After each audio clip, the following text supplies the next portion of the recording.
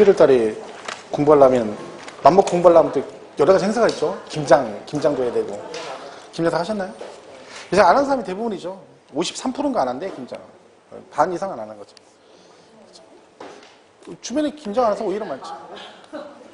저희는 150포기 합니다, 저희 집은. 시골에서 어머님이 150포기. 원래 200포기 하다가 줄인 거예요. 줄여가지고. 좀 150포기 하는데. 이번에도 150포기. 장난 아니죠. 그렇죠. 자식들, 어머니가 해주는 거 자식들 같이 해서. 그거 혼자 다 하세요? 혼자 못 하시죠. 며느리들이 다 하겠지. 며느리들은 안 해요. 며느리 직장 다니니까 그냥 저기 다 준비해놓으면 내려가 버무리기만 하죠. 이건 아무도 안 해요. 내가 해보니까 준비. 허리 끊어져요. 그런 얘기 하면 안 돼요. 제가 이틀 정도 이렇게 도와주거든요. 내려가서요. 근데 김장은 90%가 준비예요. 버무리는 건 10%도 안 돼요. 근데 그거 버무리고 막 허리 아프다고. 배추 자르고 준비하고 절이고 하는 거 장난 아니에요. 마늘 까는 거, 어우, 죽어. 마늘 까서 가려야지. 그게 반이 뭐예요? 8, 90%는 그거라니까.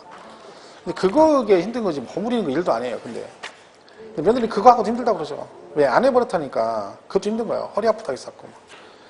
저희 어머님이 하시는데 시골에 그 동네 어른들이 와서 도와주시는데 90세. 두 분이 오셨죠. 한 분은 85세. 근데 90세신 분이 배추 150포기를 다 잘라주시고요. 혼자. 그 다음날 절이는데 오시고요. 버무리니까 3일 하셨는데 멀쩡하세요. 우리는 잠깐에도 허리에 삭신 숙이는데 그렇게 크신다니까? 지난번에 했는데 어우 대단하세요. 일하드신 분이라 연세 90세라니까 90세. 어우 짱짱하세요. 근데 일 안 하던 사람이 하니까 그런 거예요. 그러니까 지금 요리 공부가 안 되는 게 뭐예요? 머리를 안 쓰다가 쓰니까 지금 이게 힘든 거예요. 그러니까 지금 안 되는 게 맞다는 얘기죠. 자, 이제 대상을 지나가면 179페이지에 가면 3절에 토집은 과세대상 구분이라고 되어 있죠. 자, 이 부분은 지금 강의는 안 할 건데 이야기 되게 많죠. 이 토지는요, 세금을 과세할 때 어떤 식으로 하냐면 모든 토지를 그냥 똑같이, 예를 들면 농지도 있고 나대지도 있고 막 건물 부속 토지 여러 개가 있잖아요. 근데 세율을 똑같이 적용하면 좀 불합리하죠. 농사짓는 농지와 나대지하고 똑같이 하면 안 되잖아요. 그러니까 토지는 사용하는 용도가 다르잖아요. 그 용도에 따라서 이를 세 가지로 구분합니다. 그래서 세 가지로 구분해서 분리과세 대상 토지, 그 다음에 그래서 별도 합산 대상 토지, 그리고 종합 합산 대상 토지 이렇게 구분해요. 그러니까 여러분이 만약에 올해 9월 달에 만약에 토지분 재산세 내신 분이 있으면 집에 고지서 보시면 본인 땅이 이 세 개 중에 무조건 하나에 해당돼요. 써 있어요. 고지서에. 별도, 분리, 종합 이렇게 써 있어요. 그래가지고 토지가 용도에 구분이 돼 있어요. 예를 들면 농지 가지고 계신 농사짓는 농지다 그럼 분리과세예요. 대표적으로. 그 다음에 상가 건물 아까 얘기했죠. 상가 건물 갖고 계시면 부속 토지는 별도 합산으로 나와요. 그리고 종합의 대표적인 나대지예요.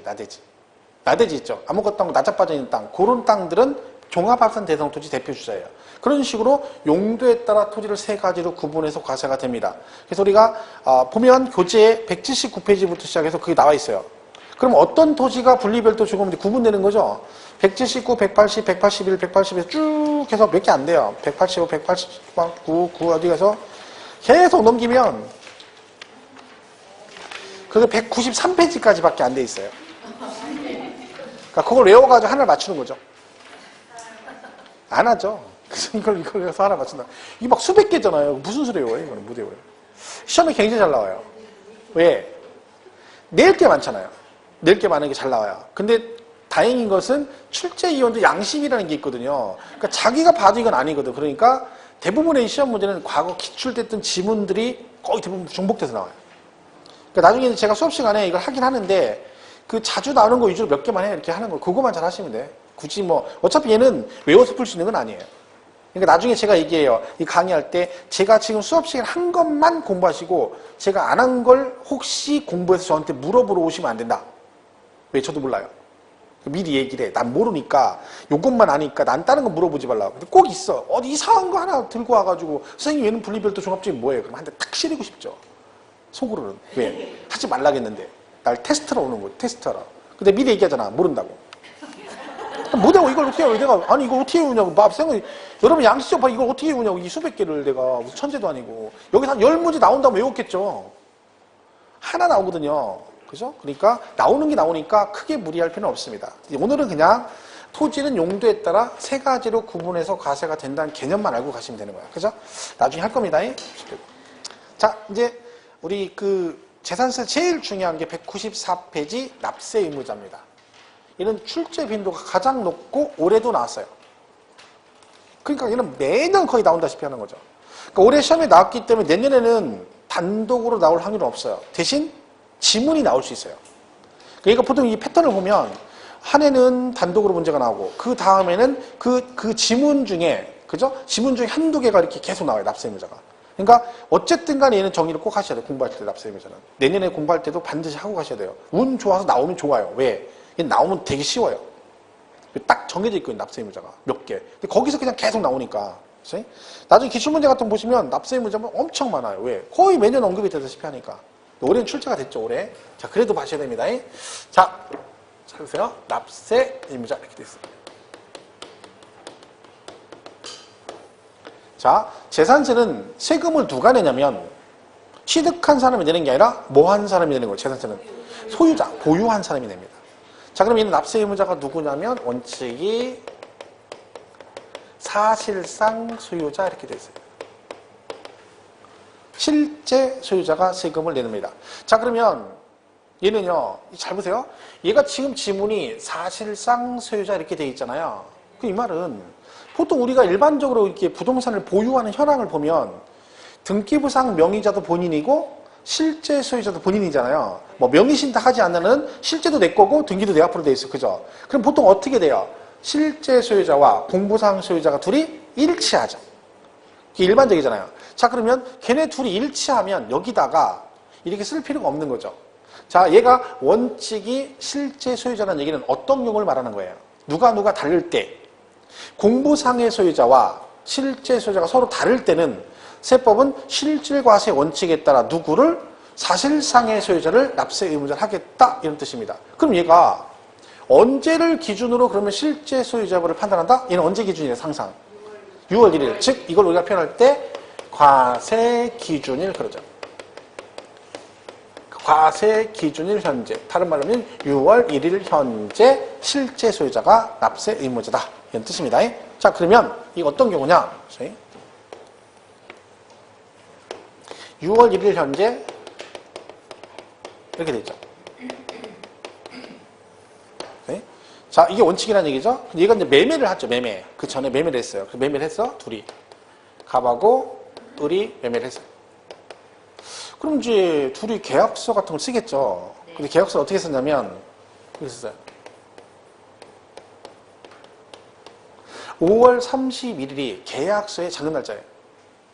그러니까 을이 계약서를 쓰면서 내가 계약일 중도금하고 계약서의 잔금 날짜를 5월 31일로 썼습니다. 그러면 이 얘기는 무슨 얘기야? 을이 5월 31일에 잔금을 주겠다고 서류상으로 약속한 거죠? 자, 이렇게 매매를 했다는 거야. 자, 그럼 일단 을이 어쨌든 부동산을 취득을 한 거잖아요. 그러면 이제 뭐가 중요하냐면 얘가 일단 취득을 했어. 그럼 재산세를 내야 되는데 중요한 건 얘가 납세 의무자가 실제 소유자가 납세 의무자잖아요. 그럼 뭐가 중요하냐면 얘가 언제 법적으로 언제 실제 소유자가 되느냐가 중요한 거예요. 그러니까 6월 1일에 되느냐 6월 2일이냐 이런 거 다 달라진다 했잖아요. 그게 되게 중요한 거죠. 그럼 법은 얘가 언제 이 재산의 실제 소유자가 된 걸로 보냐면 취득 시기를 따라갑니다. 취득세에서 우리 취득 시기 배웠거든요. 기억 안 나시겠지만 그러면 그날 법적으로 이날 취득한 걸로 본대 그러면 재산세도 걔가 그날 그 재산에 뭐가 된 걸로 실제 소유자가 된 걸로 보겠다라고 돼 있어요. 그러면 개인끼리 매매 여러분 개인끼리 아파트 사고 팔잖아요. 그럼 취득세 취득일이 언제냐면 계약상 잔금 날짜예요. 계약서의 잔금 날짜. 그러면 5월 31일이 계약서의 잔금 날짜죠. 그러면 이날 취득한 걸로 보니까 그러면 재산세도 을이 언제 5월 31일에 뭐가 된 걸로 봐? 사실상 소유자가 된 걸로 보겠다. 그런 얘기죠. 그럼 결론적으로 을은 5월 31일에 뭐가 됐어? 실제 소유자가 된 거죠. 그러면 6월 1일 현재 실제 소유자가 납세 의무자니까 그럼 세금을 누가 낸다는 거야? 을이 납세 의무자가 된다는 얘기죠. 그 얘기예요. 자, 그러면 여기서 이제 을이 납세 의무자입니다. 그죠? 실제 소유자가 됐어요? 근데 6월 1일 됐어요. 얘가 여기서 등기까지 같이 넘어가면 둘이 일치하니까 상관이 없는데 등기가 안 넘어갈 수도 있잖아요. 왜? 잔금 날짜니까 안 넘어갈 수 있죠. 그래서 명의가 누가 앞으로 돼 있어? 아직도 누가 앞으로? 갑 앞으로 돼 있어. 갑을 뭐라고 하냐면 공부상 소유자가 해요. 읽어봤나봐요? 공부상 소유자. 그러니까 등기부상은 아직도 갑으로 돼 있는데 매매는 해가지고 그죠? 등기는 아직 안 넘어갔지만 얘가 계약일 이날이니까 얘는 그냥 법적으로 이날 취득한 게 돼버리는 거죠. 자, 그러면 결국 무슨 얘기다? 매매 등으로 소유권 변동 사유가 생겼는데 뭐가 이행되지 않아서 등기가 이행되지 않아서 실제 소유자와 공부상의 소유자가 서로 다르게 되면 누구를 납세 의무자를 하겠다? 사실상의 소유자를 납세 의무자를 하겠다가 이 뜻입니다. 여기까지 이해가시죠? 자, 그러면 얘가 법적인 납세 의무자 맞잖아, 을이. 그러면 이제 원주시에서 재산세 계산을 하죠. 해가지고 세금 고지서를 보내줍니다. 누구한테 세금이 나올까요? 갑을 중에. 갑한테 나와요. 법적인 납세는 을인데 세금이 얘한테 나와요. 왜? 등기가 안 넘어갔어. 아직도. 그러니까 원주시에 세금을 과세하려고 보니까 아직도 갑 앞으로 되는 거죠. 그럼 왜 원주시는 법적으로 을인데 왜 갑한테 세금을 부과하나요? 이 사실을 모르기 때문에 알 수가 없죠. 얘네 둘이 만나가지고 돌다방에서 만나가지고 계약서를 쓰는데 그 계약서 쓸 때 쌍화차를 마셨는지 쌍화차 마셨는데 계란 노린자를 띄웠는지 안 띄웠는지 알 수가 없잖아. 왜? 지네 둘이 한 거니까 모른단 말이에요. 그러니까 모르니까 세금 부과하려고 보니까 아직도 갑 앞으로 돼 있으니까 얘한테 세금이 나오겠죠. 그럼 누가 지금 억울한겨? 갑이 억울하지. 그럼 갑은 법적으로 자기가 아니잖아요. 그럼 갑이 세금을 안 내려면 어떻게 하면 돼? 이 사실을 알면 되는 거죠. 누가? 원주시에서 알면 누구한테 나와? 얘한테 나오겠지. 그럼 이 사실을 알게 하면 되는 거죠. 그걸 가서 우리가 전문용어로 읽는다고 그래. 일러. 누가 가서 일러? 그쵸. 아쉬운 사람이 일리는 거예요. 아쉬운 사람이. 아쉬운 사람이 누구요? 신고를 안 하면 지가 내야 돼. 그게 누구요? 갑이에요. 얘는 신고 안 해요. 왜? 얘는 숨도 안 쉬고 가만히 있는 거예요. 왜? 어차피 자기는 법적으로 자기가 내는데 이걸 걔네가 모르면 자기는 안 내도 되거든. 얘는 아쉬울 게 하나도 없는 거죠. 가만히 있는 거예요. 누가 신고해? 얘가 신고를 합니다. 자, 그럼 공부상의 소유자가 신고를 하면 얘한테 나오는 거고 얘가 만약에 신고를 안 해버리면 갑이 세금을 내야 됩니다. 자, 그럼 신고를 하면 되죠? 네. 자, 근데 신고를 아무 때나 하면 되느냐? 그것도 아니죠. 만약에 원주시에서 세금 막 고지서 만들어가지고 뭐 붙이러 나가려고 그러는데 갑이 와가지고 잠깐만 기다리라는 거. 내가 깜빡 잊고 얘기를 안 했다는 거예요. 그래서 이거 하니까 해줘! 라고 하면 그럼 세금 어느 세월에 세금 부과를 하겠습니까? 그래서 기간이 정해져 있습니다. 날짜는 자, 우리 앞으로 재산세 할 때 날짜가 10일하고 5일이 나와요. 10일, 5일, 10일 되게 많아요. 자, 그건 이렇게 구분하시면 돼요. 그냥 여기 과세권자가 있어요. 시, 군, 굴 말하죠. 그죠? 여기 납세자가 있어요. 납세 의무자. 우리. 그죠? 이렇게 있다. 그 둘이 이제 뭔가를 할 거 아니에요. 이렇게 주고받고. 그죠? 이때 기간이 과세권자인 시군구가 우리한테 우리를 향해서 뭘 하는 행동은 5일 안에 해요. 그리고 우리가 거꾸로 원주시에 가서 뭘 보내고 신청하고 하는 것들은 10일 안에 해요. 날짜가 이렇게 돼 있어요. 자, 매매 변동 사실 신고를 해야 되죠? 신고 누가 하는 거? 우리가 신고하는 거죠? 며칠 안에? 10일 안에. 변동 사실을 10일 안에 신고를 해야 돼요. 그 날짜는 이렇게 보면 돼요. 자, 한번 예를 들어 볼게요. 아직 우리 안 배운 나중에 배울 건데 물납을 해요. 물납이 세금을 뭘로 내는 거라 했죠? 물건으로 내는 거예요. 근데 물납은요, 부동산으로 내기 때문에 여러분이 물납을 신청했다고 무조건 되는 건 아니에요. 왜? 부동산에 하자가 있을 수 있잖아요. 그러니까 무조건 받아주면 안 되기 때문에 물납을 신청을 해요, 여러분이. 자, 그럼 신청은 기간이 있어요. 납부 기한 몇 일 전까지 신청을 해야 될까요? 10일. 우리가 신청하는 거잖아. 10일 전까지 신청하면 과세권자 원주시에서 허가 여부를 결정해서 물납을 해줄지 말지를 결정해서 우리한테 통지를 해줘요. 며칠 안에? 5일 안에 통지해줘요. 자, 이 통지는 둘 중에 하나겠죠. 허가 통지냐 불허가냐 그죠. 만약에 불허가가 나면 그냥 이걸로 끝 이게 아니라 한 번 더 기회를 줘요. 혹시 너 이거 말고 또 있냐 물어보죠. 있어 없어? 있지. 왜? 여러분이 부동산 물납할 때 A급, B급, C급 있다고 해봐. 양심적으로 뭘로 물납해? C급을 하겠지. 해주고 받아주면 좋고 아니면 말고 이거지. A급을 하진 않을 거 아니에요. 그죠? 쓸모없는 거 먼저 해줄 거 아니에요. 받으면 좋고 아니면 말고. 그 C급을 했단 말이야. 그러니까 야 그러면 언제도 몰라 다 알지. 그러니까 얘 안 돼. 다른 거 있지. 뭐 그럼 뭐 B급 있죠. 그럼 B급 딱 있는 거. 그럼 변경 신청할 수 있어요. 변경 신청. 며칠 안에? 10일 안에. 그렇죠. 다 10일이에요. 자, 고지서가 나오죠. 우리 재산세 고지서가 나오잖아. 자, 고지서는 미리 보내야 되잖아요. 그래 우리가 받아도 될 거 아니야. 자, 고지서는 납기 개시 몇 일 전까지 발부를 해야 될까요? 5일 전까지. 왜? 고지는 걔네가 우리한테 보내는 거지. 그러니까 개시 5일 전에 보내야 산 넣고 물 넣고 받아가는 우리 집 가는데 2박 3일 가지고 있다 내일 모레 내면 되는 거죠. 그때부터. 그죠? 걔는 5일 전에 이렇게 돼 있어요. 날짜는 그렇게 외우면 돼요. 그냥 우리가 걔네한테 하는 건 10일 안에 하고 걔네들이 우리한테 보내고 통지하는 것들은 5일 안에 한다. 그럼 얘는 언제다? 우리가 하는 거니까 며칠 안에? 10일 안에 하시면 됩니다. 그럼 날짜가 10일이죠. 자, 이게 시험에 나왔다. 다 맞출 것 같죠? 아닙니다. 왜? 언제로부터 10일이에요? 그렇죠. 과세 기준일로부터 10일입니다. 근데 이거는 이제 10일만 외우죠? 근데 본인들은 공부할 때 뭐라 그래요? 난 했는데 과세 기준일로부터 10일. 걔는 한 번 읽고 11, 11, 11 이렇게 하는 거예요. 그럼 나중에 문제 딱 풀 때 딱 시험에 나왔어. 뭐가 먼저 보여? 얘가 먼저 보입니다. 아까 내가 말했죠? 숫자 외운 게 나왔는데 나랑 매치가 딱 되면 얘는 무조건 맞았다고 인식을 해버려요. 그러면 얘는 10번을 읽어도요. 맞는 지문이에요. 여기는 뭐라고 하는데 납기 개시일로부터 사유 발생일로부터 10일 이렇게 나왔는데 걔는 안 보여요. 내 눈에 오직 너만 보여? 누만 보여? 너만 보여. 누구? 얘만 보여. 그러니까 우리 공부가 그래요. 우리 공부할 때 이제 나중에 여러분 공부하시잖아요. 그럼 어떤 얘기를 많이 하냐면 자기 공부할 때 분명히 아는 얘기래요. 아는 건데 시험에 나왔어. 근데 시험만 봤다 그러면 걔가 안 보인대. 틀린 지문이. 왜 그래요? 공부를 그렇게 한 거예요. 왜? 내가 공부할 때 평상시 관심을 많이 가진 것들이 먼저 보이게 돼 있어요. 근데 걔가 안 보인다는 얘기는 공부할 때 걔 말고 다른 데만 신경을 썼기 때문에 걔가 눈에 안 들어오는 거야. 그럼 그거를 발견해가지고 거기다 집중을 해야 되는데 똑같은 일을 계속 반복해요. 그러니까 이건 되게 중요한 게 어디에 내가 초점을 주느냐가 되게 중요해요.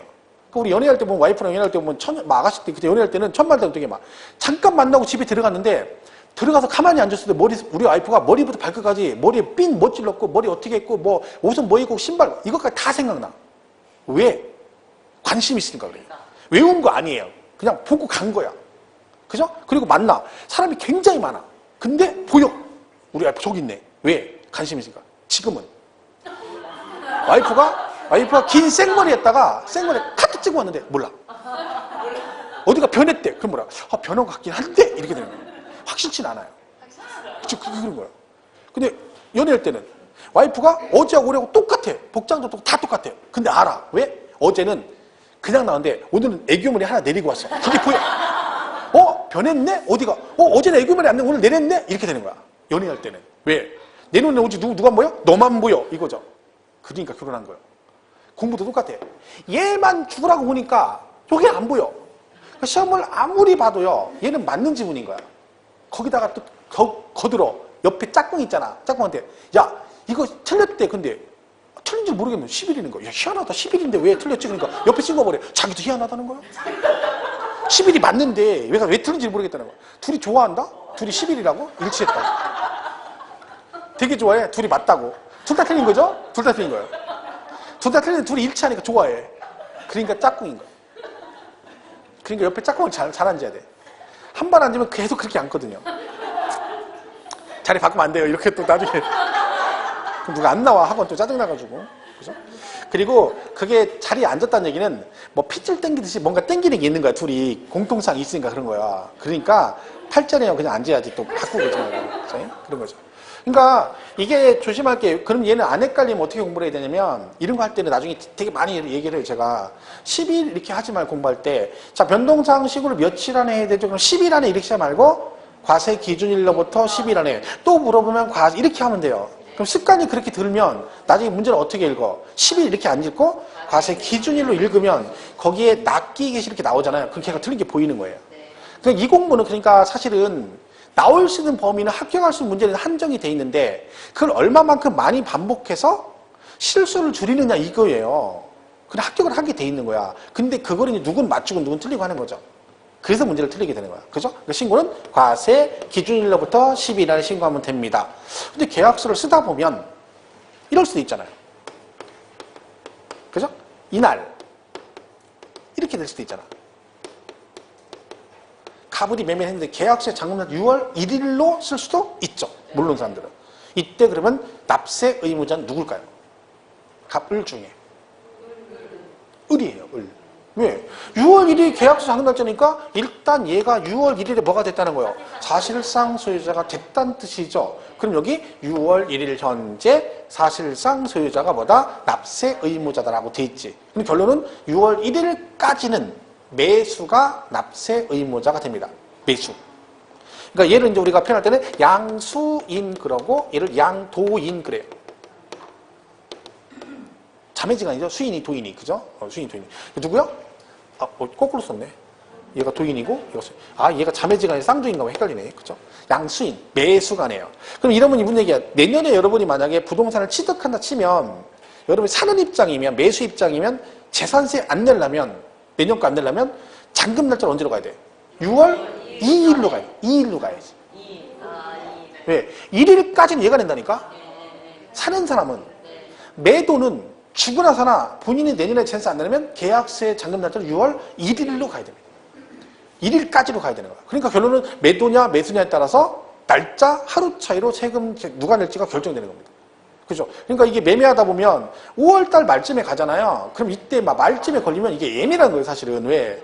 1일이냐, 2일이냐, 이에 따라서 네가 내는 이게 결정되죠. 한 300만 원 나온다는 거야, 재산세가. 그러면 꽤 큰 거겠지만, 그죠? 그럼 여기 이게 큰 거죠. 근데 재산세가 300 나올 정도면 껌값이 껌값. 신경 안 써. 재산세 300이면 어마어마하다는 거예요. 그 재산 가격이 뭐 수십억 간다는 얘기죠, 기본이. 신경 안 쓰겠지. 근데 어쨌든 예민한 부분이에요, 이게. 그래서 날짜 조정이 잘 돼야 되는 거죠. 그죠? 근데 이거는 근데 모르는 사람들은 그냥 넘어갑니다. 매수는요, 만약에 내년에 샀는데 자기한테 나오면 뭐라고 생각해? 올해부터 내 거니까 내가 내는 보다 그런 거고, 매도가 나오면 올해까지는 내가 내는 보다 이렇게 하는 거야. 사실 알고 보면 아니거든요, 이게. 그런 거지. 그러니까 이거는 뭐 그런 문제가 있는 거죠. 그래서 6월 1일까지는 누가 낸다? 양수인이 납세 의무자가 된다. 이렇게 돼 있어요. 이게 기본 개념이에요. 그래서 194페이지 4절에 납세 의무자 해가지고 재산세 납세 의무자는 과세 기준일 현재 소유자이다. 그죠? 그 다음에 1번 납세 원칙 사실상 소유자에서 6월 1일 현재 사실상 소유자라고 돼 있죠? 그 다음에 그 참고에 보면 뭐라고 돼 있어요? 사실상 소유자의 판단은 유상승계 취득일 때는 잔금 지급 여부에 따르도록 되어 있고 과세 기준일 현재 물건이 양수되면 누구를? 양수인을. 그러니까 6월 1일까지는 매수인이 납세 의무자가 된다. 그죠? 그런 뜻이네요. 그 다음에 동그라미 2번은 공유재산이라고 돼 있죠? 그러니까 공동소유는 말 그대로 뭐예요? 부동산 하나를 가불이 뭐하고 있다? 공유하고 있다. 그럼 그때는 세금을 누가 낸다? 지분에 따라 내면, 지분에 따라. 그러니까 이 세금, 이렇게 있는데 얘가 가불이 공동소유를 하고 있다는 거죠. 그죠? 그럼 만약에 지분이 이제 있을 수 있잖아요. 그럼 만약에 지분도 6대4 이렇게 돼 있다. 그럼 얘가 세금 계산에 10만 원 나왔어. 그럼 얘가 6만 원? 얘가 4만 원 이렇게 되면 지분에 따라 지분권자. 근데 보통 우리가 공동명의 할 때는 지분 표시를 잘 안 합니다. 그럼 어떻게 합니까? 그냥 누구누구의 1인, 누구누구의 2인 이렇게 가잖아요. 그럼 지분 표시 없죠? 그때는 어떻게 한다? 균등. 똑같은 걸로 봐요. 그러니까 2명이면 그냥 5대5, 3명이면 3분의 1씩, 4명이면 25%씩 있는 거죠. 그러니까 지분 표시가 없으면 똑같은 걸로 본다. 그죠? 그래서 거기 동그라미 2번에 공유재산인 경우 그 지분에 해당하는 부분에 대해서는 지분권자를 납세 의무자로 보는데 가로 안에 지분 표시가 없으면 누구? 균등 이렇게 돼 있죠? 그런 거 보시면 되고. 3번은 뭐 주택은 지금 안 하겠습니다. 그리고 예외 의제 납세 의무자라고 돼 있죠? 그래서 1번에 공부상 소유자라고 돼 있어요. 자, 이건 뭐예요? 공부상 소유자가 매매 등의 사유로 소유권이 변동되었는데도 뭘 안 했대? 신고를 안 했어. 자, 아까 신고하면 누가 낸다 했어요? 사실상 소유자. 안 하면 공보상 소유자. 그러니까 신고를 하지 아니하여 사실상 소유자를 알 수 없을 땐 누가 낸다? 공보상 소유자. 이렇게 되는 거고요. 오른쪽 2번에 상속재산의 주된 상속자라고 되어 있죠? 얘는 뭐냐면 이런 거예요. 자, 상속이 됐어요. 그죠? 자, 상속됐는데, 자, 지금 돌아가셔가 상속이 됐어요? 돌아가시면 상속 개실이죠. 상속되죠. 근데, 돌아가셨는데 얘가 바로 본인 앞으로 등기할 수는 없잖아요. 아직 상 치르고 있으니까. 얘가 등기를 아직 못 했어요. 그죠? 자, 근데 등기를 안 했어. 그러면 안 했어도 만약에 등기를 못 했다 그러면 와서 뭘 하면 돼? 등기를 안 됐어도 실제 소유자가 누군지 신고라도 해주면 그러면 그 신고한 사람한테 세금이 나갑니다. 등기를 안 했어도. 근데 얘도 뭣도 못했어? 신고도 못했지. 왜? 어차피 똑같잖아요. 지금 상 치르고 있는데 등기는 안 했어. 근데 몰래 가가지고 막 상중에 막 가가지고 뭐라 그래. 뭐 얼른 가서 야 이건 내 거고 얘 거니까 이렇게 얘기해? 욕먹죠. 그 얘가 뭘 못했어? 등기도 못하고 신고도 아직 못한 거예요. 그러니까 근데 뭐야? 때가 된 거죠. 뭐가 된 거야? 6월 1일이 됐어요. 그럼 원주시는 뭐라 그래? 야, 너 상속받았다며? 재산세 내야지. 그럼 제가 뭐라 그래요? 야, 네가 봐봐. 지금 우리 상속이 지금 상치르고 해가지고 등기도 못 신고 못했어. 그러니까 좀만 기다려줘. 그러면 원주시에서 아이고 그러시냐고 상치르고 천천히 내세요. 이러느냐는 거지. 아니라겠죠. 그 뭐야? 원주시도 뭐라 그래? 슬픔은 이해하지만 슬픔은 이해하지만 네가 내 그러면 내가? 왜? 그냥 내가 누구요? 주된 상속자예요. 얘가 누구요? 지분이 제일 많은 사람이에요. 그러니까 여기서 조심할 거는 상속을 받으면 얘가 바로 내는 건 아니에요. 이 중간에 두 개가 있죠. 나중에 이걸 잘 기억하셔야 돼요. 등기도 안 하고 신고도 안 했을 때는 주된 상속자인데 만약에 등기를 했다? 그럼 걔가 내는 거고 등기는 안 했지만 뭘 하면 실제 소유자 신고하면 누가 내? 사실상 소유자가 되는 겁니다. 둘 다 안 했을 때 누가 낸다? 주된 상속자. 그런 거죠. 그래서 거기 이번에 상속에 상속이 개시된 재산으로서 상속 등기가 이행되지 아니하고 그리고 뭐 and 사실상 소유자를 신고하지 아니하였을 때는 누구? 주된 상속자. 그죠? 안전불이행이라고 그래 있네. 안전행정불이행. 그죠? 지문이 잘못됐네. 뭐 그런 거 신경 안 써도 돼요. 그걸 뭐 틀리게 나오진 않으니까. 뭐가 중요한 거요? 등기도 안 하고 신고도 안 하면 뭐? 주된 이게 중요한 거요. 그거 가지고 그거는 시험 볼 때 그걸 틀리게 내진 않아요. 갑자기다가 국토부 장관이 정하는 이렇게 내진 않아요. 그런 거 신경 쓰고 없어. 그죠? 세법에서 법을 바꿔서 내진 않아요. 그러니까 3번 종중재산의 공부상수지라고 돼 있죠. 자, 이건 뭐냐면 이런 거 있잖아요. 그 종중 선산 같은 게 종중 건데 종손인 개인 앞으로 되는 경우 있거든요. 그죠? 그러면 실제 소유자는 종중이잖아요. 근데 공보상은 종손인 앞으로 돼 있죠. 이런 경우도 뭐예요? 신고하면 사실상 소유자는 종중한테 나가고 신고를 안 하면 누가 내야 돼? 공보상 소유자가 되겠죠. 그래서 거기 공보상의 개인 등의 명의로 등재되어 있는 사실상의 종중 재산으로서 종중 수임을 신고하지 아니하였을 때는 누가 낸다? 공보상 소유자다. 그 시험문제는 어떻게 나오고 있어요? 공보상 실제 종중 수임을 신고한 경우에도 공보상 소유자 막 이런 식으로 나와요. 예를 들면 뻔한 거죠 문제 자체가. 자, 넘어가면 4번에 매수 계약자가 나와요. 이거는 들을 때만 그런 거 같아 그러면 된다 했죠. 그런 거 같아 그러면 된 거야. 그 들었는데도 뭔 얘기인지 모르겠어. 그럼 뭐라겠어? 정상. 뭔 얘기인지 하나도 모르겠어. 그럼 정상이고 그런 거 같아 그러면 훌륭한 거예요. 지금 봐봐. 잘 생각해. 본인이 어떤 수준인지. 둘 중에 하나는 해당되죠? 뭔 얘기 하나도 모르거나 좀 알아듣는 것 같거나 둘 중에 하나잖아. 그러니까 여러분 다 정상이라는 거. 최소 정상 이상이라는 거지. 그게 뭐예요? 태급만 하면 붙는다는 거. 떨어지면 이상한 거야. 떨어진 건 분명히 뭔가 한 거야. 몰래 가서 학원 간다고 엉뚱한 데고. 하여튼 집에서는 항상 학원을 가요. 집에서 남편이 볼 때는 한 번도 빠진 적이 다 개근이야. 근데 학원에는 개근을 안 해. 그게 문제인 거야. 천리 가는 거지. 횡성으로 가서 자꾸 막 저쪽 환음으로 가서 자꾸 막 어디 가고 이러니까 문제가 되는 거야. 그치? 그럴 때가 아니에요. 공부를 해야지.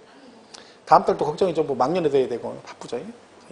자, 여기 건물이 있어요. 이게 국가 등 소유래요. 그러니까 이 상가 건물이 국가 거예요. 근데 갑이 이 국가랑 계약을 했어요. 그러니까 갑이 뭐요? 국가 소유 건물을 취득하겠다고 계약을 한 거죠. 얘가 산 건 아니에요. 뭐 한 거요? 사겠다고 말해서 계약만 했어요. 계약만. 그럼 얘는 뭐예요? 산 건 아니고 사겠다고 계약을 한 사람이죠. 그 얘를 뭐라 그래? 매수 계약자라고 그래요. 그러면 지금 이 얘기는 어쨌든 내용상을 볼 땐 얘가 세금을 내라는 얘기, 재산세를 상식적으로 말이 안 되는 거죠. 왜? 내게 아니잖아요. 나는 계약만 했는데 내한테 재산세를 내라 말이 안 되는 거죠. 사연이 있겠죠. 어떤 사연이냐? 얘가 계약을 했는데 이런 계약을 한 거야. 무슨 계약? 연부 계약을 체결했어요. 자, 연부가 뭐냐면 돈을 1년에 한 번씩 지불하는 조건이에요. 그러니까 건물이 100억짜리인데 이걸 할부한 게 아니라 1년에 20억씩 5년간 나눠주겠다. 이렇게 계약을 하고 그 5년의 계약 기간 동안에 얘가 지 거 아닌데 자기 것처럼 사용하는 거예요. 월세 내고 안 내고. 안 내고 공짜로. 공짜로 썼다.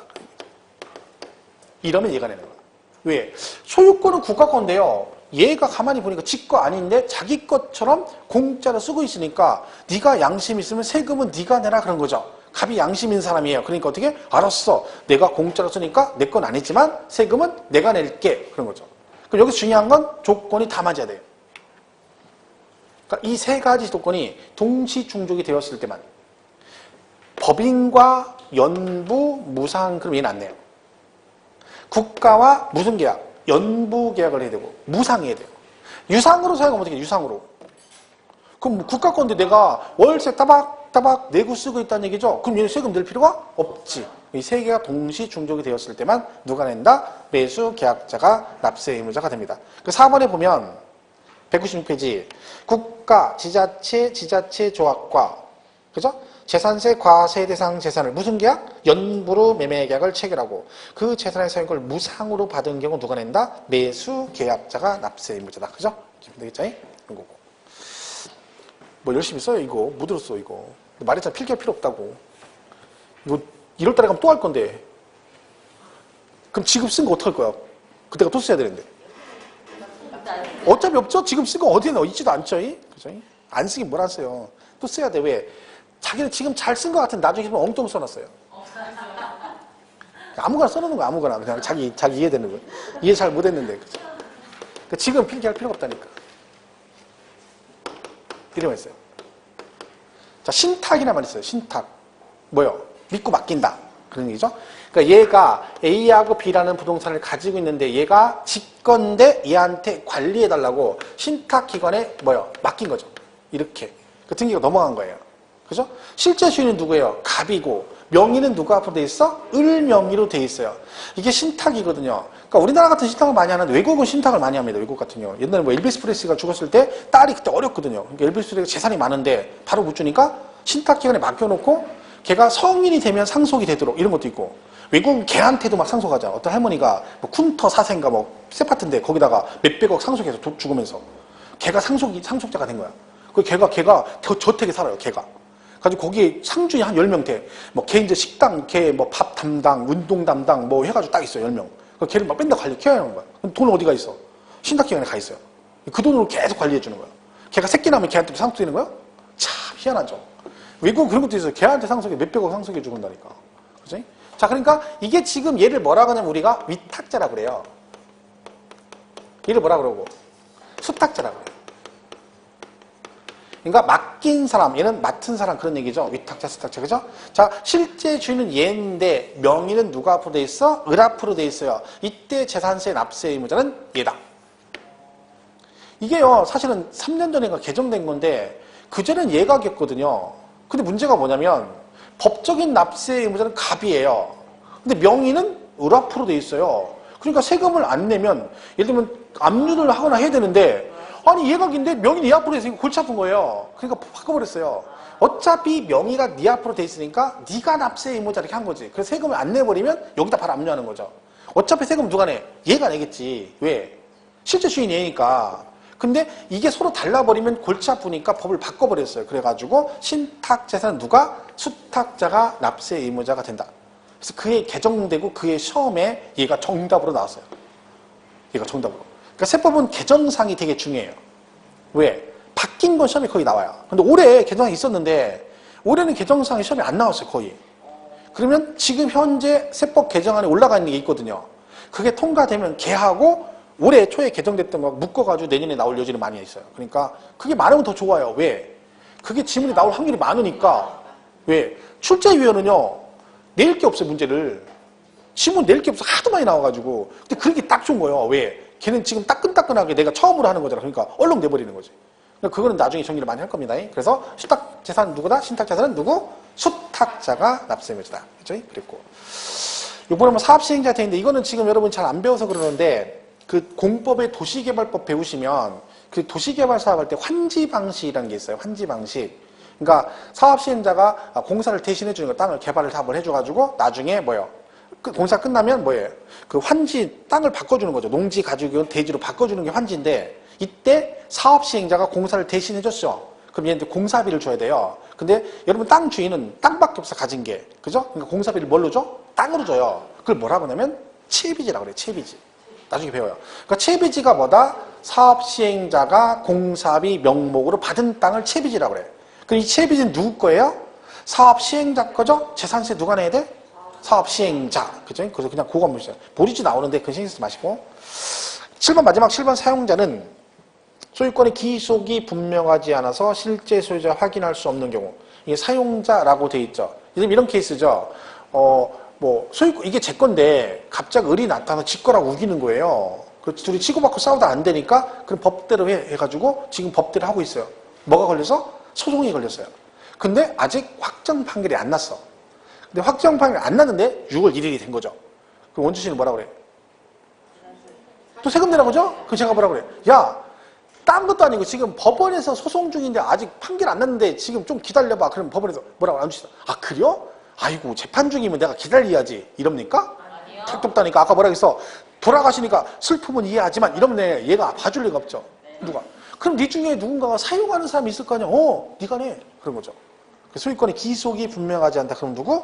사용자. 이렇게 되는 거야, 사용자. 자, 납세액은 이게 단데 이걸 가지고 시험을 막 수도 없이 나왔다는 거, 지금까지. 그럼 여러분 낼 게 없어. 그잖아요. 이걸 12번, 10번 낸다고 해봐. 여러분 같으면 이거 뭘 내겠어? 오지에서는 지금 낼 게 없지. 나온 거, 또 나오고, 나온 거, 또 나오고, 나온 거, 또 나오는 거야. 뻔한 거죠, 그러니까. 이건 나왔다 그러면 그냥 맞추는 거예요, 맞추는 거.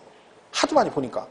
근데 올해 시험에 나왔다 했잖아요. 그죠? 내년에는 만약에 단독으로 안 나올 확률이 되게 많아요. 대신 어떻게 나와? 이렇게 지문 나와, 이렇게. 다음 중 재산세에 관한 내용으로 어쩌고 해놓고 1, 2, 3, 4 할 때 뭐 3번, 4번에서 지문 2개씩 막 나오고 그래요. 그런 경우 되게 많아요. 그러니까 어쨌든 그러니까 뭐는 잘 정리해야 돼. 납세 의무자는 정확하게 정리를 하고 가셔야 된다. 그죠? 이렇게 보시면 되겠습니다. 그래서 뭐 우리 표현은 정리 잘 돼 있죠? 참고로 보시면 됩니다. 뭐 이렇게 해서 여기까지. 일단 진도는 거기까지만 하겠습니다. 하고 다음 주에 그 재산세 과표부터 하고 문제집 있죠? 잠깐 보겠습니다. 문제집.